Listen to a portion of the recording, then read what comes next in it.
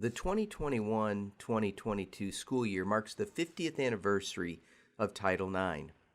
This landmark legislation led to a national movement that now provides opportunities for over 140,000 female student athletes in Illinois. The opportunities for today's athletes were built on the perseverance of those athletes, coaches, administrators, and officials who came before. In this episode of Leaders and Legends, IHSA staff explores one of those experiences. Celebrating the 50th anniversary of Title IX, the IHSA presents Leaders and Legends.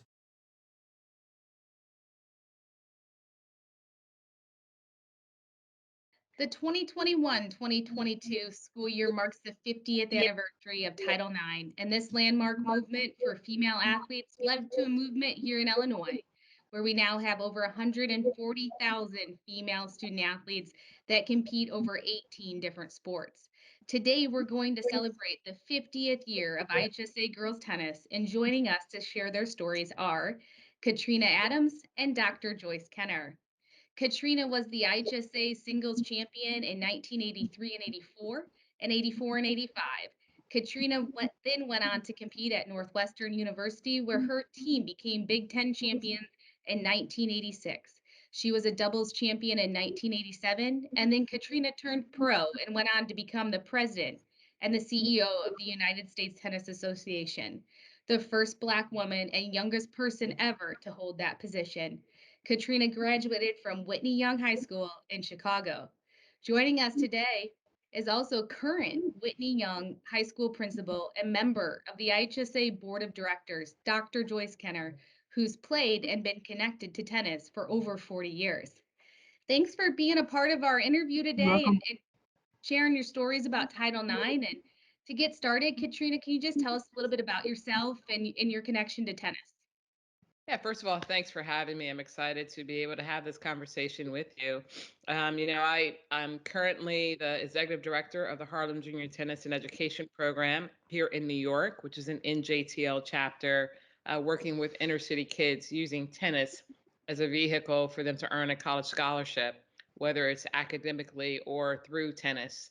I'm also the vice president of the International Tennis Federation and a chairperson of the Gender Equality and Tennis Committee and the Billie Jean King Cup Committee, and those are global activities. And I'm a past president of the USTA, so I'm still very much involved in the sport of tennis. I got started in tennis at the age of 6 on the west side of Chicago. It was a program that was headed up by the Martin Luther King Junior Boys Club, that right there on the west side, and it was just a summer activity. Every summer they had a different activity. That summer was tennis. I was a tag-along sister with my 2 older brothers because it was for ages 9 to 18 and I was only 6. But after working my way into the program, I loved the sport right from the start.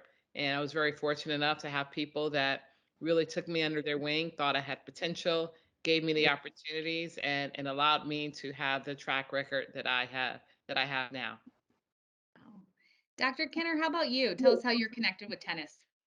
Well, I played tennis for 40 years.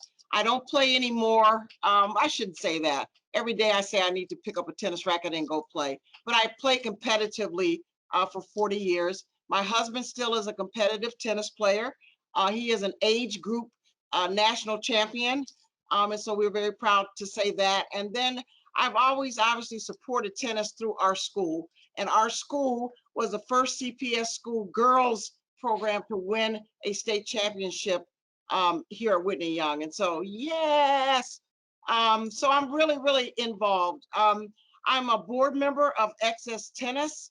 Kamal Murray, who owns the facility, is a former student of Whitney Young. And so I still continue to be very, very involved with tennis and all other sports, especially those that are involved with females. And so, yeah, I love tennis. So anybody listening can certainly tell that we've got some leaders, some really influential people when it comes to tennis. So let's talk about just opportunities and how they got started, specifically with Title IX. Dr. Kenner, can you talk a little bit about Title IX and some of the opportunities that were created by that legislation? Well, I would say in reference to Title IX, in reference to me, I majored in physical education when I went to college. My parents wanted something different. I wanted something different, but ultimately I did what I thought that was important to me, and something that I loved. And I've always been a proponent of girls' sports and being able for our girls to participate in all of the sports that they want to participate in. Here at Whitney Young, we've been successful in a variety of sports that our females have been involved with. And when I first became principal in '95, I wanted to make sure that it was equal opportunity, space allocation for our female athletes, and gear. You know, I'm really big on our girls being able to wear nice uniforms and wear nice jackets and all those kinds of things as the boys do. So that's how I continue here at Whitney Young to make sure that we have an equal playing field for our girls who are involved in sports.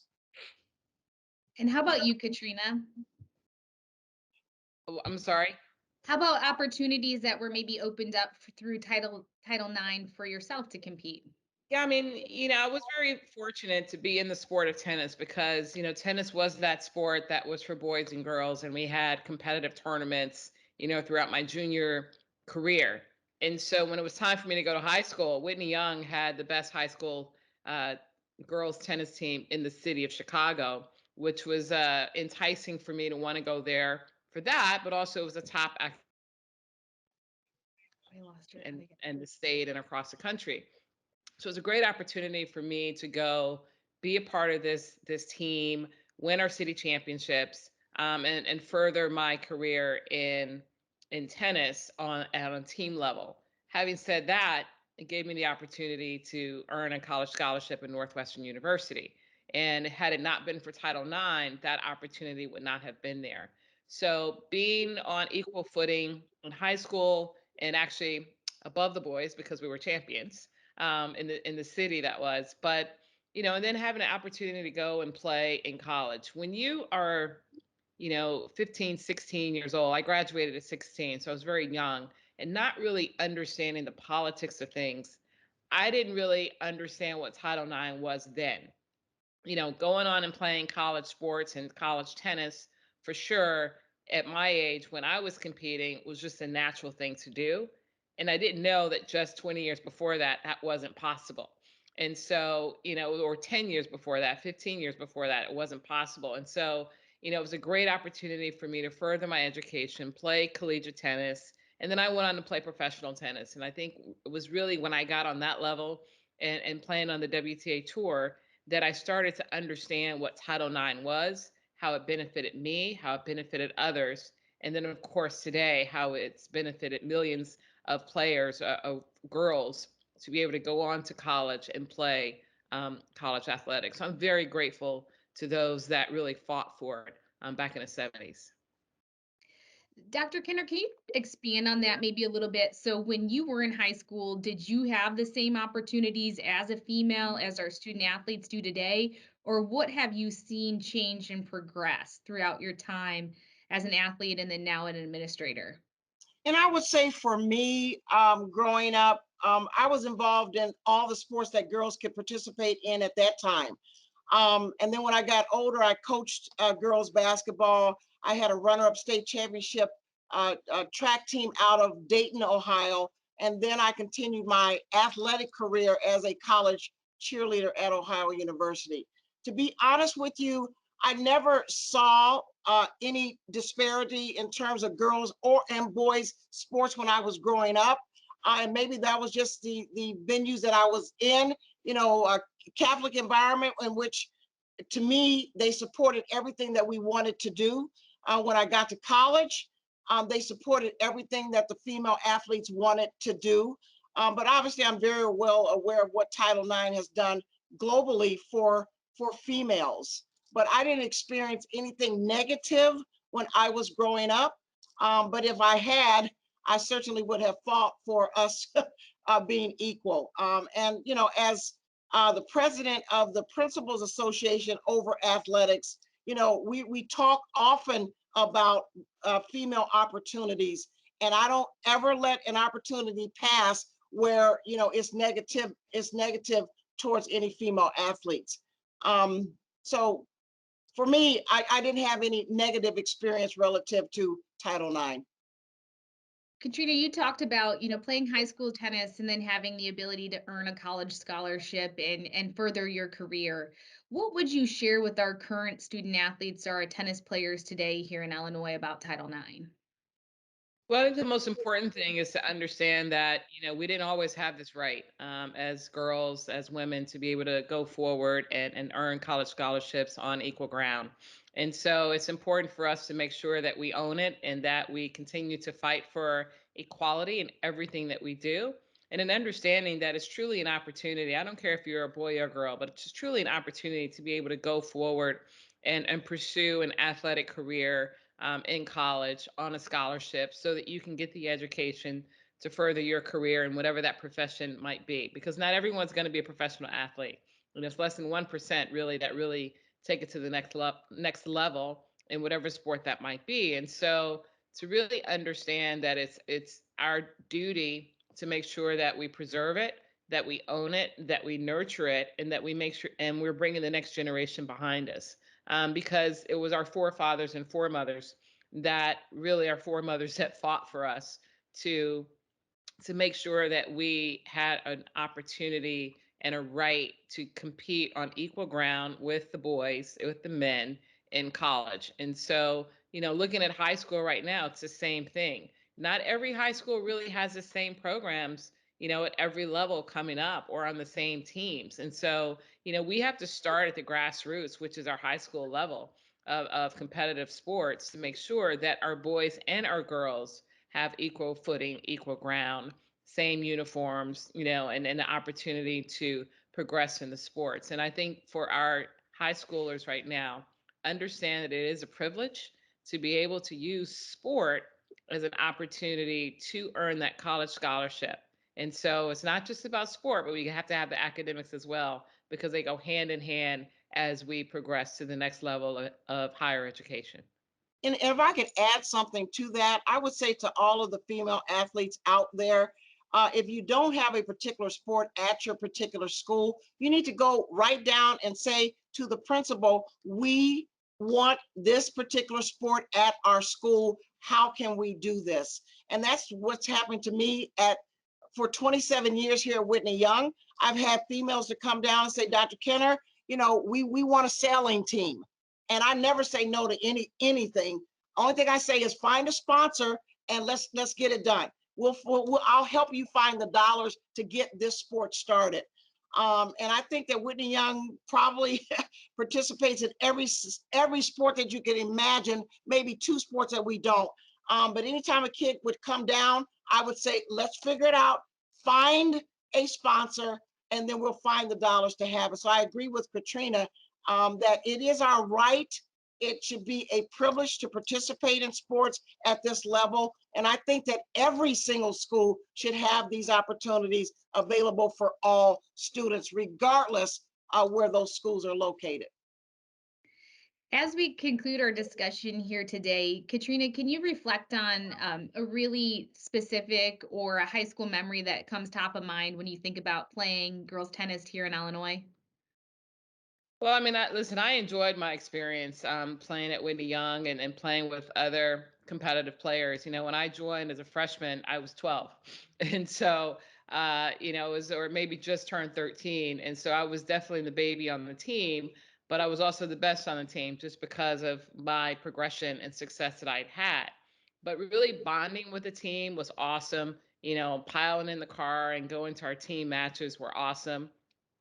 Winning state championship for me as a junior was amazing, and then to be able to duplicate it as a senior was even better. And I think it was in that moment that I understood uh, just how significant it was. I think as a junior, because of the way the sport of tennis is or was when I was playing, and I was always at the top in the city of Chicago, it was kind of something that I expected to do when I played state, and was disappointed when I didn't win it in my freshman and sophomore year. But winning as a junior and seeing how I was representing my school, my team, was the best feeling because I'd always played as an individual. And then to be able to do that again and then recognize that I was the first African American to do that on the women's side or on the girls' side was something, above that. And so it was opportunity for me to prove to the next generation that you too can accomplish this. And as a Black female, we've had, I think, two more state Illinois high school state champions since myself, and we'll have more. And I think just knowing that, I carried that banner and carried that flag and carried that pennant for Whitney Young High School, and we have a banner that's hanging inside our gymnasium, is a great feeling for me, and something that I always cherish. Dr. Kenner, you're around high school sports all the time. Is there a specific memory when you think about girls tennis or just high school sports in general that you can share with us? Girl, when we won state, and let me just talk about the year before. The year before, we were the top. We finished top 8 or something. So we knew the following year we had an opportunity to win state. No one believed in us, but I believed in our girls. Our coaches believed in our girls. Our school believed in our girls. Unfortunately, that year I was not able to go to state, but when the coach texted me and said, Dr. Kenner, we won, I absolutely went ballistic. And I was in my car when he texted me. I should be texting in my car.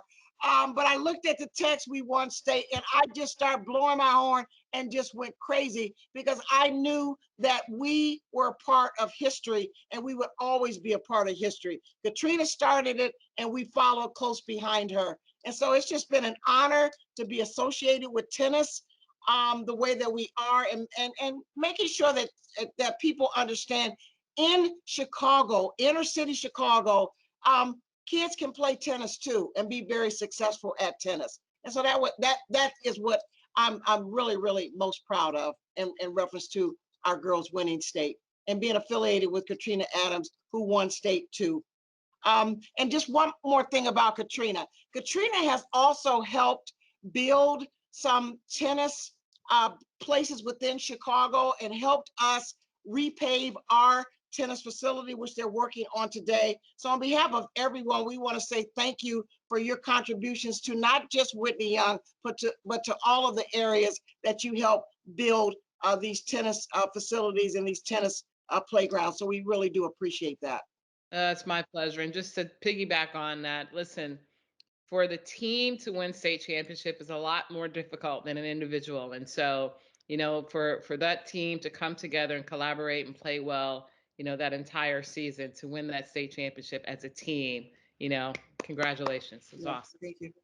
So today we celebrate 50 years, and I have one final question before we conclude. What would your message be to our student athletes today about the future? We've talked about the past and we talked about the opportunities that have come for these student athletes to win championships and to go on and get scholarships. But, what's really the future when you think about female athletes here in Illinois that are participating in IHSA sports? Katrina, I'm going to start with you. Yeah, I think the important thing is that we recognize or understand that as student athletes that we are student athletes, and that first and foremost we have to keep the academics up, because as I mentioned, not everyone's going to be a professional athlete, and you need the academics to get into college, to get that scholarship, to then further yourself. But I think for even more so, recognizing that playing a sport is a privilege and it's something that not everyone can do. And so if you are on a team, that is your duty to work as hard as you can and to be the best teammate that you can, to collaborate, because as you go forward in life and you pick whatever profession that might be, being able to be a team member is vital and it's critical. And to understand the politics that come behind sport, as it continues to progress and we talk about name, image, and likeness, don't be the selfish student athlete that's out there for you. You represent your team and you represent your school, your institution, and that should always be top of mind, and take the I out of everything. That's an awesome message. How about you, Dr. Kenner? What's the message going forward for our student athletes? I would say to all of the student athletes, continue to participate in a sport or an activity, because it draws you closer with your school population, your peers. It gives you something extra to do. And I tell all of my students, you need something to write on your resume or your senior profile about what have you done in your college life. And so for you to be able to say, I participated in a sport for 4 years, I was co-captain or captain of the team, I was on the executive board of this team, whatever the case may be, that gives colleges something to hang their hat on. And if they have two students who are similar and one student is more involved than the other, they're going to pick that student who is involved. So I would say get involved, enjoy high school life, because it is over so fast, and then it's on your way to college. So get involved and stay involved. Well, Dr. Kenner and Katrina, thank you so much for sharing your leadership, for your perspective, and still maintain your connection with the Illinois High School Association. We appreciate it, and we look forward to sharing this with our student athletes and our membership. Thank you for your time today. You're welcome. Thank you for inviting me.